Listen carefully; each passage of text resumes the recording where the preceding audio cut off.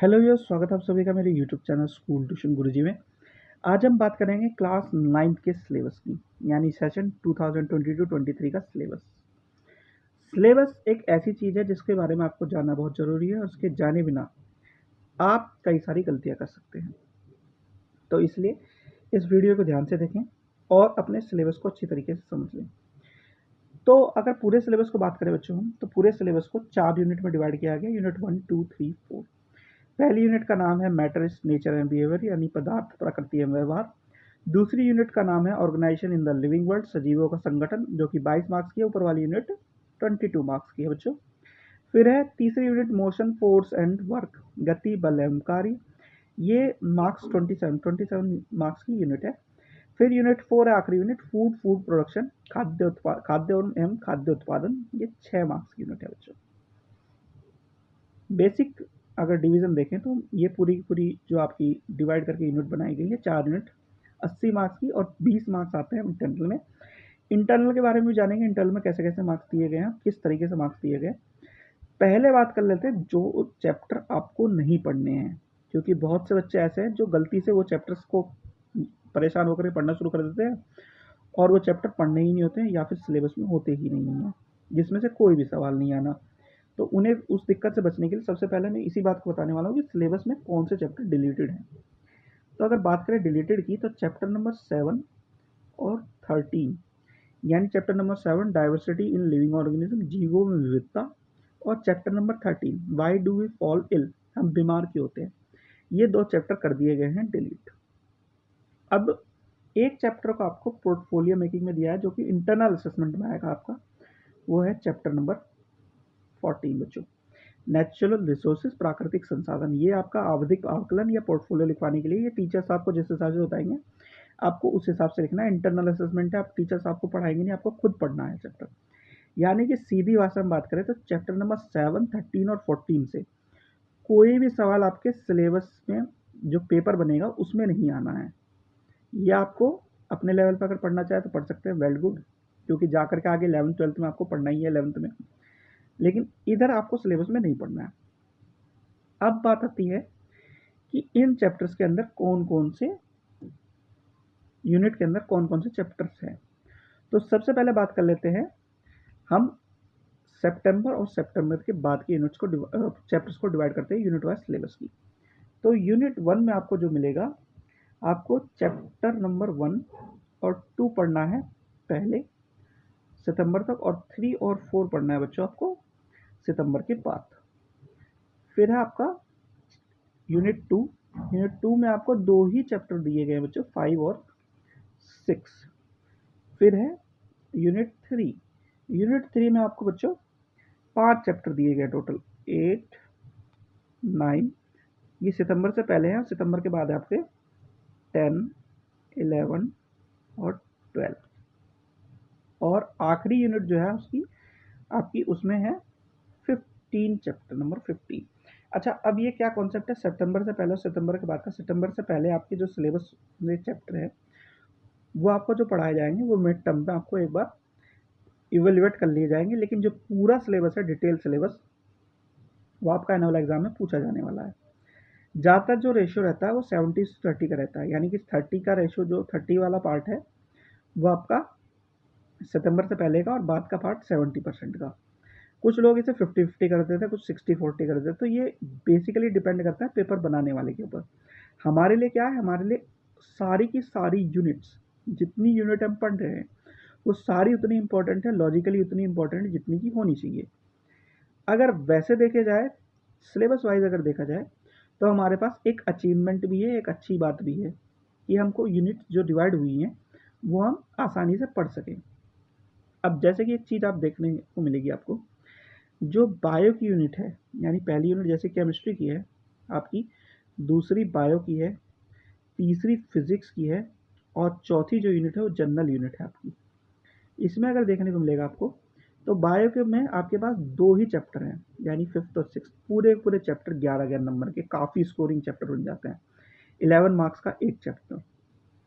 उसके बाद केमिस्ट्री की अगर बात करें, 4 आपके पास पूरे के पूरे चैप्टर हैं, 25 मार्क्स का जो है पूरी यूनिट है। अगर वैसे देखा जाए तो 25 के मार्क्स की बात करें तो लगभग एक यूनिट जो है आपकी 5 मार्क्स की बन जाती है, ठीक है? यानी एक यूनिट, सॉरी, एक चैप्टर एक आपका 5 मार्क्स का बन जाता है इधर, जैसे 11-11 मार्क्स के बने हैं। लेकिन वही चीज़ अगर हम इधर की साइड में देखें, आपकी यूनिट 3 में यानी फिजिक्स यूनिट में, यहाँ पे 5 चैप्टर है और 27 मार्क्स का डिस्ट्रीब्यूशन है। तो काफ़ी कम नंबर्स को और दिया गया है और जो नंबर ऑफ चैप्टर वो बढ़ गए हैं। फिर ऐसी बात करें अगर फूड एंड फूड प्रोडक्शन की, चैप्टर नंबर 15 6 मार्क्स का केवल चैप्टर है।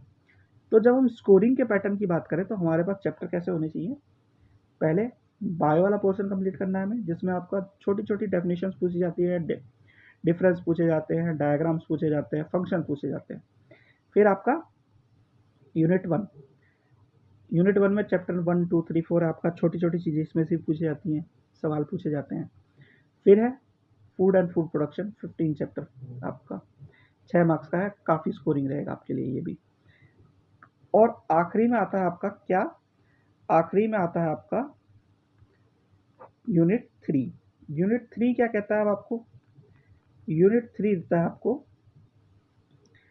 कि आप 8, 9, 10, 11, 12 ये चैप्टर्स को आप पढ़ें। और इसमें एक चीज़ और आती है, वो आती है न्यूमेरिक प्रॉब्लम्स, दूसरा डेरिवेशंस। ये 2 चीज़ें आपको समझनी होगी और करनी होगी। ये दोनों ही चीज़ें पूछी जाती हैं कई बार। तो जब ये पूछी जाती हैं तो आपको इनके आंसर्स देने होते हैं, और जो कि कई बार बच्चे नहीं दे पाते हैं काफ़ी मेहनत करने के बाद भी। लेकिन अगर मेहनत करें तो आसानी से दे सकते हैं, ऐसी कोई दिक्कत वाली बात है नहीं। अगर वैसे देखा जाए इस यूनिट को पूरी को हम हटा भी दें तो भी हमारे पास 53 मार्क्स की पूरी यूनिट रहती है। लेकिन अगर आप ध्यान से पढ़ेंगे तो इसमें से भी काफ़ी जो आपके एप्लीकेशन पार्ट है या फिर बेसिक चीज़ें हैं, थ्योरी है, पार्ट है, न्यूमेरिकल प्रॉब्लम्स को अगर छोड़ दें तो उसे भी कवर करने के बाद आप काफ़ी अच्छा स्कोर कर सकते हैं बच्चों। तो इसलिए ये मत सोचें कि इसको मैं कर पाऊँगा, उसको नहीं कर पाऊँगा, ठीक है? तो ये तो एक पैटर्न हो गया पढ़ने का।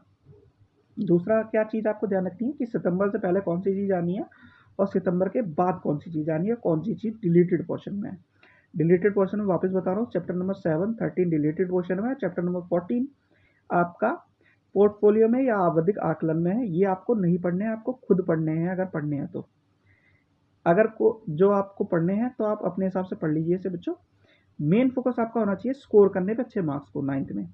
तो उसके लिए आपको ये यूनिट्स पढ़नी है और ये चैप्टर्स पढ़ने हैं। अब एक चीज़ आपको बेसिकली ध्यान रखनी है बच्चों कि इस बार जो सिलेबस दिया गया है, जिसका लिंक मैं आपको डिस्क्रिप्शन में डाल दूंगा, वैसे आपको कुछ चीज़ें स्पेशली ध्यान रखनी है। कुछ वर्ड्स ऐसे दिए हुए हैं जो आपको समझने होंगे कि क्या दे कह रहा हो, जैसे एक्सक्लूडिंग। चैप्टर 2 में एक्सक्लूडिंग दिया हुआ है, separating the components of a mixture. ये आपको नहीं पढ़ना है, ये आपके सिलेबस में नहीं है, पूरा चैप्टर में से ये आपको हटाना पड़ेगा। ऐसा ही चैप्टर 2 के अलावा चैप्टर 11 में भी दिया हुआ है। तो जब आप इस चैप्टर्स को पढ़ें तो बेसिक वे में इन चीज़ों का ध्यान रखें कि आपको क्या चीज़ें छोड़नी है, वरना आप सारे चैप्टर्स को पढ़ते रहेंगे और जो चीज़ें नहीं आ रही उन्हें पढ़ेंगे और दिक्कत आपको ज़्यादा होगी बच्चों। तो इसीलिए इन चीज़ों को ध्यान रखें। अब बात आती है क्वेश्चन पेपर का पैटर्न कैसा रहेगा। तो क्वेश्चन पेपर के पैटर्न की अगर बात करें तो क्वेश्चन पेपर का जो पैटर्न रहेगा वो आपका ऐसा रहेगा। इसमें डेमोन्स्ट्रेशन, नॉलेज एंड अंडरस्टैंडिंग के 46% सवाल आएंगे, एप्लीकेशन ऑफ नॉलेज कॉन्सेप्ट के 22%, फॉर्मुलेट, एनालाइज, इवेल्युएट और क्रिएट यानी फॉर्मुलेशन और इवेल्यूशन के यानी न्यूमेरिक प्रॉब्लम की अगर बात करें तो कुछ कुछ उसके 32% सवाल आएंगे। अब आपके जो सवाल आएंगे वो किस कैटेगरी के आएंगे, सवाल आएंगे आपके very short answer type, short answer type, long answer type और सोर्स बेस्ड या case based, passage based, integrated assessment question, जैसा कि आपको पहले आते थे, जो कि आपके भाई बहनों ने आपने दिए होंगे। जैसे कि पैराग्राफ दे दिया आपको, उसके बारे में क्वेश्चन पूछे गए, 4 या 5 नंबर का एक क्वेश्चन इस तरह का आता है, ठीक है बच्चों। तो इस तरीके से आपके 80 मार्क्स के ये आएंगे। अब बात आती है इंटरनल असेसमेंट की। तो इंटरनल असेसमेंट को 3 पार्ट में डिवाइड किया गया है, जिसमें आपका पीरियोडिक असेसमेंट है 2 5-5 मार्क्स के, उसके बाद आपका सब्जेक्ट एंगेजमेंट है 5 मार्क्स का, और आखिरी में है आपका पोर्टफोलियो जो कि आपका चैप्टर नंबर 14 है। तो इस तरीके से बच्चों आपको ये सिलेबस पूरा पूरा कंप्लीट होना है। आप सभी को पता है कि हमारा जो सिलेबस जो शुरू करते हैं हम, वो अगस्त के महीने में शुरू करते हैं और जनवरी तक कंप्लीट कर देते हैं। तो ऐसे ही शुरुआत करनी है हमें और मन लगा के पढ़ना है और अच्छे मार्क्स के साथ स्कोर करते हुए 9th को कंप्लीट करना है बच्चों। अगर आपको वीडियो अच्छी लगी हो तो चैनल को सब्सक्राइब करें, वीडियो को लाइक करें, शेयर करें। Thank you.